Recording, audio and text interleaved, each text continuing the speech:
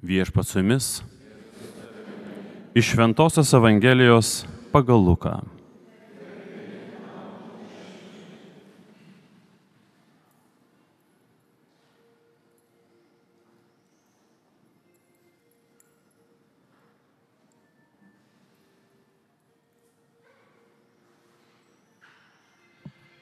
Anu metu Jėzus užsuko į vieną kaimą. Ten viena moteris vardu Morta pakvietė jį paviešėti. Ji turėjo seserį vardu Marija. Ši, atsėdusi prie viešpaties kojų, klausėsi jo žodžių. Morta buvo susirūpinusi visokių patarnavimų.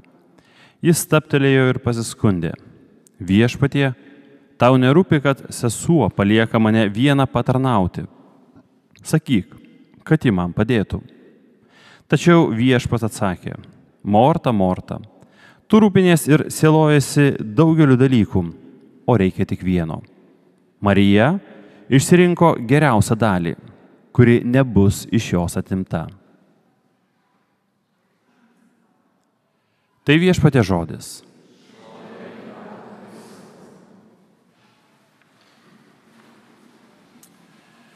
Kai šiandien turime tokią ištrauką iš Evangelijos, kurią komentuojant visą laiką galima sulaukti arba ką nors atskrendančio iš klausytojų arba kokio pasipiktinimo.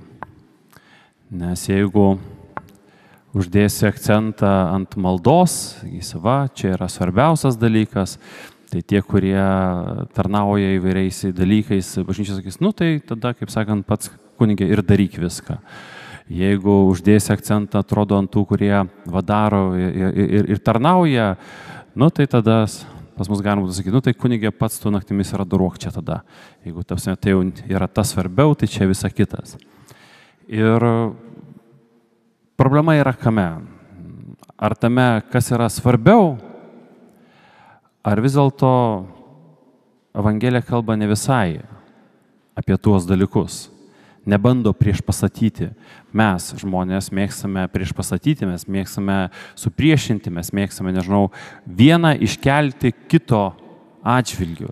Ir iškelti taip, kad tas kitas, kurio atžvilgių yra iškeliamas, staiga atrodo yra arba pažeminamas, arba atmetamas, arba parodomas kaip kažkas tokio visiškai nesvarbaus.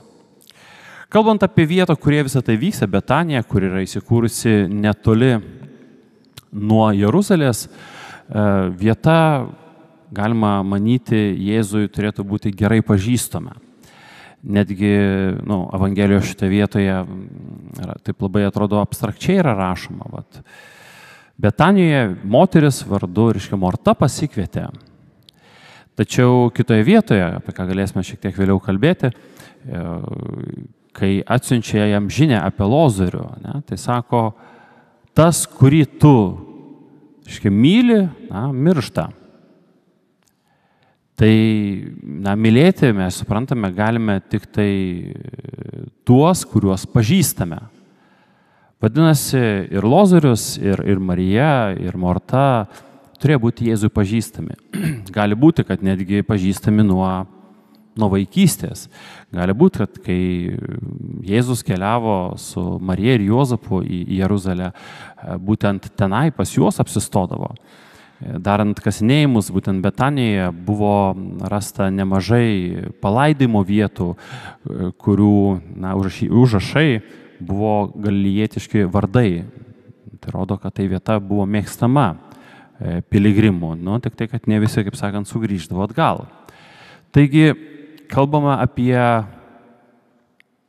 Evangeliją iš tiesų apie 3 žmonės. Mes kalbame apie Lozorių, kuris, kaip šeimininkas, sėdi kartu su svečiais. Svečiai tai yra Jėzus ir 12 jo apaštalų. Taigi, jisai dalinasi bendryste. Mes turime Mortą, kuri visiškai pagal tų metų tradicijas ir papročius patarnauja svečiams prie stalų. Ne moters reikalas sėdėti su svečiais prie stalo. Tokia buvo realija. Ir štai turime Mariją, kuri išeina už tų papročių ribų, kuri, būdama toje laisvėje ir santykė, kaip Jėzus sako, pasirenka tai, kas yra geriausia. Pasirenka mylėti, pasirenka klausytis ir pasirenka, Jėzų turėti kaip tą, kuris yra svarbiausias. Morta, greičiausiai vyresnioji sesuo, nes prisiema tą būdą viskam vadovauti ir vadovauti tiek, kad netgi bandyti nurodyti seseriai. Tik tai, kadangi namuose yra Jėzus, tai nori pasitelkti didesniu autoritetu. Nenori pasirodyti, nežinau, gal pikta, nenori pasirodyti gal pavydi, nenori pasirodyti, kaip ta, kuri kontroliuoja. Tai nesakogi, Marija, ateik man padėti. Bet sako, Jėzau, pasakyk jai, kad ji man ateitų padėti. Ir tada, sakant, irgi lieka visiškai švari ir net prieš Mariją, tai čia ne aš, čia Jėzus yra pasakęs. Bet problema yra tame, kad kai Morta pasako, ji gauna atsakymo visiškai ne to, kurio laukia. Ne tai, kad Marija yra pakeliama ir siunčiama į pagalbą atlikti iš tiesų tuos darbus ir pareigas, kurios priklausytų moteriai pagal tų metų tradicijas. Bet priešingai, netgi Morta atrodo yra sugėdinama. Tai ar iš tiesų tas patarnavimas buvo blogai? Juk atėjo Jėzus su 12 alkanų apaštalų, kažkam reikėjo patarnauti. Ar gerai ar blogai mes galėtume pasižiūrėti į kitą vietą. Kai likus 6 iki Paschos, Jėzus atėjo į Betaniją, kur gyveno Lozorius, kurį Jėzus prikėlė iš numirusių. Čia Jėzus garbiai buvo surinkti pietus. Toliau. Morta patarnavo. Niekas nepasikeitė, atrodo. O Lozorius buvo tarp tų, kurie kartu su juo sėdėjo prie stalo. Niekas nepasikeitė, atrodo. Tada Marija paėmė apie pintinę gryno nardo, brangių kvepalų, užpylė jų ant Jėzaus kojų ir savo plaukais nušluostė jam kojas. Namai prisipildė kvepalų aromato. Vėlgi, atrodo, nieko nepasikeitė. Tam, kad galėtum užpilti ant kojų, turi būti prie tų kojų. Vėlgi sėdi. Niekas nepasikeitė. Jokio priekaišto. Jokio sugėdinimo. Nėra, nei Morta nesako, žiūrėk, klausyk vėlgi, ji vėl užsiema reikalais, kurie jai patinka, o nedaro namų darbų. Nei Jėzus sako Mortai, klausyk, gal jau tau užteks vėl šokinėti aplink puodus, ateik ir užsiimk tai, kas yra geriausia. Kodėl? Veiksmas, atrodo, yra tas pats. Esminis dalykas yra ne tame, kur Marija buvo arba kur buvo Morta. Ir tam tikrą prasme, netgi ne tame, ką Marija darė ir ką darė Morta. Pavyzdžiui, užduosiu klausimą, įdomu, ar bus drąsių, o gal tokių nebus, aš nežinau, gal ne drąsių bus, bet tiesiog tokių nebus. Kas iš jūsų atėjote į bažnyčią ne savo noru? Bus kas pakels ranką? Visi savo noru, tėveliai, pažiūrėkite vaikus, jie visi savo noru atėjo. Tai yra, viskas tvarkoja, čia esminis dalykas, kad problema yra ne tame arba priežastis yra ne tame, kuri ką daro. Kodėl klausiu, kas atėjote ne savo noru? Tai esmė, kad ateiti į bažnyčią sekmadienį yra vykdyti Dievo valią. Yra susitikti su viešpačiu ypatingu būdu, būti pamaitintu tuo būdu ir tuo, ko negausite neteidami į bažnyčią. Ir tai yra meilės išraiška. Bet galima ateiti į bažnyčią, nežinau, sėdėti, stovėti, galima netgi klausyti, kas čia vyksta, bet nieko negirdėti. Būt mintimis kažkur tai. Bet žmogus bus bažnyčioje. kaip ir įvykdys Dievo įsakymą, kaip ir nepadarys nuodėmės. Bet mes labai aiškiai suprantame, kad skirtumas tarp to, kai žmogus ateina į bažnyčią iš tiesų susitikti su viešpačiu, išreikšti jam savo meilės ir pačiam būti jo meilėje, ir tarp to, kai tiesiog ateiti ir būti, atsėdėti, atstovėti, yra esminis. Ir pirmą kartą, kai mes matome Mortą, kuri daro gerus dalykus, jo širdis yra visai ne ten, kur turi būti. Jie atlieka pagal tai, kas priklauso jai pagal papročius. Jie greičiausiai nori būti taip, kaip ir Marija, turėti galimybę nieko nedaryti ir galbūt Jėzus klausyti, kas atrodo, yra gera intencija. Bet tame, ką ji daro, nėra meilės. Tame, ką ji daro, nėra noro patarnauti. Tiesiog atlikti tai, kas yra reikalinga. Pametant prasme, dėl ko tai yra daroma. Kai yra posakis ora et labora, tai melstis ir dirb. Tai teisingai suprantant, tai malda yra ne tik malda, bet malda yra darbas. O darbas turėtų būti ne tik darbas, bet darbas turėtų būti malda. Ir kai mes tuos dalykus bandom atskirti arba pasakyti, kuris yra svarbesnis, arba kažkurį vieną iškelti, o kitą sumenkinti, mes pirmiausia nesuprantame jų pačių esmės ir prasmės. Kiekvienam dalykui yra savas laikas. Ir tame savame laike yra labai svarbu, kad būtų pirmiausia centre Jėzus. Jeigu Marija būtų sėdėjusi prie Jėzaus kojų, norėdama tiesiog patinginiauti ir nepadėti ir kažkaip taip pasiteisinti ir išsisukti, greičiausiai Jėzus būtų pasakęs, klausyk, Marija, dabar stokis ir varyk greitai prie puodų. Dėl to, kad tu čia esi ne dėl to. Ir už tai, kai mes girdime kitą ištrauką, kurioje jau yra ir Mortos širdis perkeista, iš kur žinom, kad Mortos širdis perkeista? Morta tapo šventąja. Bet nes širdis tikrai buvo perkeista. Ir Marijos širdis yra vis dar mylinti. Ir todėl abu du dalykai, tiek patarnavimas, tiek tai, ką jį padaro, yra geri. Tam, kad galėtume šiek tiek geriau įsivaizduoti, šito jau senokai nedarėme, dabar išsitraukit savo telefonus, kas turite. Truputėlį pažvelgsime į tą sceną, kuri yra vaizduojama. Ir yra tokie du autoriai, Rubensas ir Bruegelis. Jie nutapė vieną paveikslą, vadinasi Jėzus, Mortos ir Marijos namuose. Bruegelis ir Rubensas. Jau atsidarėte.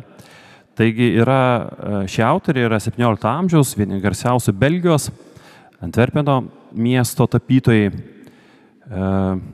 kurie buvo geri draugai ir sudėję savo talentus yra nutapę labai nuostabių paveikslų. Bruegelis buvo nuostabus autorius, kuris puikiausiai piešė peizažus. Rubensas, tas, kuris labai gerai sugebėjo išreikšti žmogaus emocijas. Tai jeigu pasižiūrėsite, žiūrėk, kaip faina, kiek daug žmonių be telefono yra, sveikino.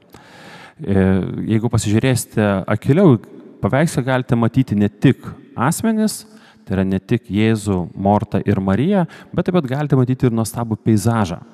Šiuo atveju Jėzus, Morta ir Marija yra ne namų viduje, bet yra išorėje. Kristus yra centre, jis vilki baltai raudonais drabužiais. Marija sėdi jam iš kairės, mums atrodo iš dešinės, ji yra apsivilkusi auksinę tuniką ant mėlynos suknelės. Morta stovi nuošalyje, apsirengusi paprastais virtuvės tarnaitės drabužiais. Ji laiko prijuostę ir judėdama tarsi į priekį deda koją, neatsitraukdama nuo tų darbų, kurios daro.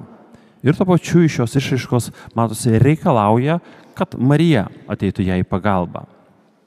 Marija yra atsilošusi, pasidėjusi koją ant kojos ir ji nedaro nieko kito, kaip tik tai būna su Jėzumi. Ant jos kojų rankos yra paguldžiusios knygą. Arbūt Biblija, suprantame, istoriškai nebūtų teisinga, bet yra gyvenimo knyga. Šiuo atveju ji nustoja ją skaityti, nes jinai susitinka su Jėzumi ir tiesiogiai jo klauso. Marijos vilkimi drabužiai, tai yra mėlyni ir aukso, jie simbolizuoja tą gausią, apdovanotą dieviškomis dorybėmis ir malonėmis sielą.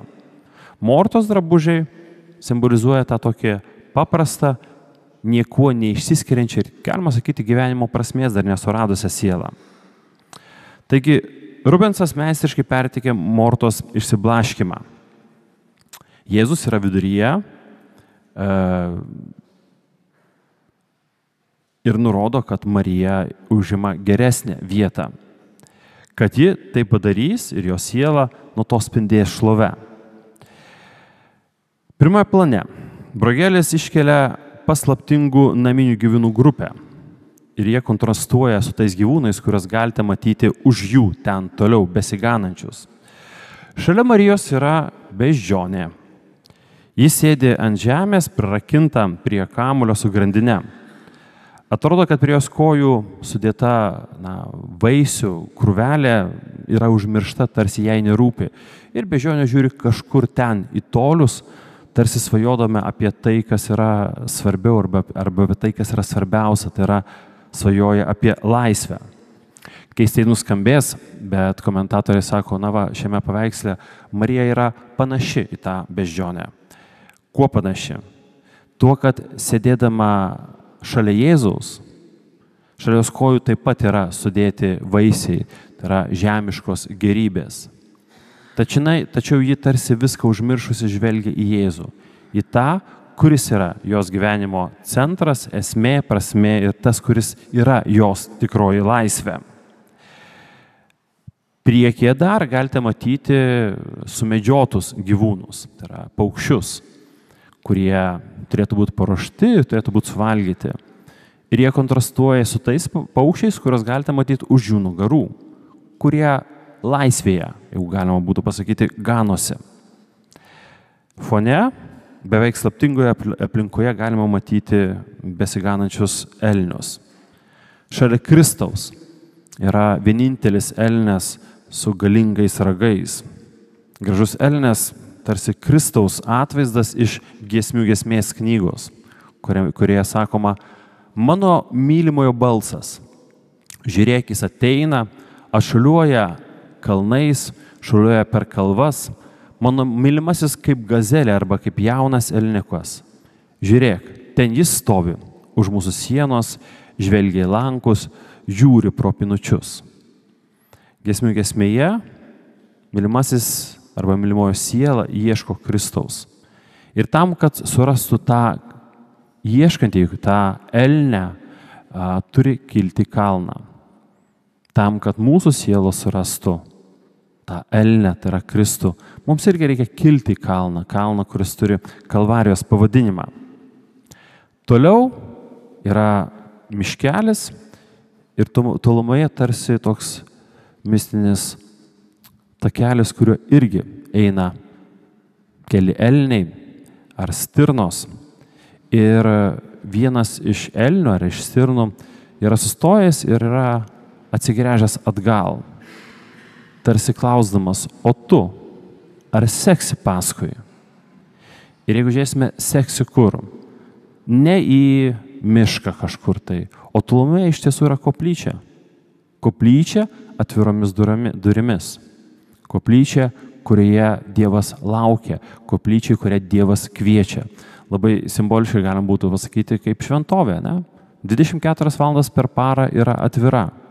Tam, kad kiekvienas galėtų ateiti, durys yra atidarytos, kad suprastų, kad jo kiekvienas yra laukiamas.